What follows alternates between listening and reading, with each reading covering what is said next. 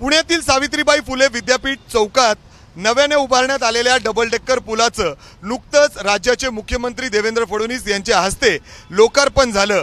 मात्र आता याच पुलाचे सोशल मीडियावर सध्या व्हिडिओज व्हायरल होत आहेत। या पुलाचं काम हे निकृष्ट दर्जाचं झाल्याचा आरोप विरोधक आणि पुणेकर करताना दिसत आहेत। जर आता आपण समोर बघत असाल तर बाणेरहून शिवाजीनगरकडे जाणारा हा फ्लायओव्हर आहे, मात्र जो गॅप आहे खूप मोठ्या प्रमाणात आहे। डागडुजी या ठिकाणी सध्या सुरू आहे। कलरवरून सुद्धा आपण अंदाज लावू शकतो की इथं पुन्हा एकदा वरून प्लास्टर करून कलर केला जातोय। विरोधकांकडून आणि पुणेकरांकडून प्रश्न विचारला जातोय की या उड्डाण पुलाचं काम या असं निकृष्ट दर्जाचं कसं झालं, याला कोण जबाबदार आहे। कारण या उड्डाण पुलाचं काम मागील 6 वर्ष या ठिकाणी सुरू होतं आणि त्यानंतर आत्ताच या पुलाचं लोकार्पण करण्यात आलं। मात्र तरी देखील जर आपण बघितलं तर अशा पद्धतीने निकृष्ट दर्जाचं काम या पुलाचं करण्यात आलेलं आहे।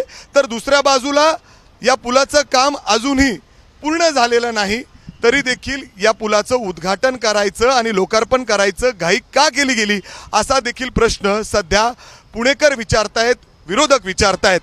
जवळपास 1.7 किलोमीटर लांबीचा हा उड्डाण पूल आहे, ज्याला जवळपास 277 कोटी रुपये PMRDA कडून देण्यात आले। PMRDA कडून या पुलाचं बांधकाम या ठिकाणी करण्यात आलेलं आहे। मात्र आता जर आपण बघितलं तर अशा पद्धतीने निकृष्ट दर्जाचं या पुलाचं काम करण्यात आलेलं आहे काही भागांमध्ये, असं आरोप सध्या होताना दिसत आहेत। आणि आपण समोर सुद्धा बघू शकतो, जसे व्हिडिओज व्हायरल झाले तसं तातडीने ते बुजवण्यात आलेले आहेत। पांढऱ्या रंगाचा चुना कलर या ठिकाणी मारण्यात आलेला आहे। बऱ्याच ठिकाणी अजून सुद्धा या पुलाचं काम पूर्ण झालेलं नाही आहे आणि अशाच असताना घाईघाईने या पुलाचं उद्घाटन करण्यात आलेलं आहे।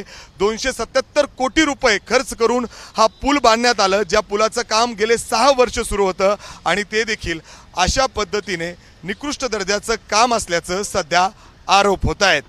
कॅमेरामॅन राजेश बिडकरसह मी मिकी घई, ABP माझा, पुणे। ABP माझा, उघडा डोळे बघा नीट।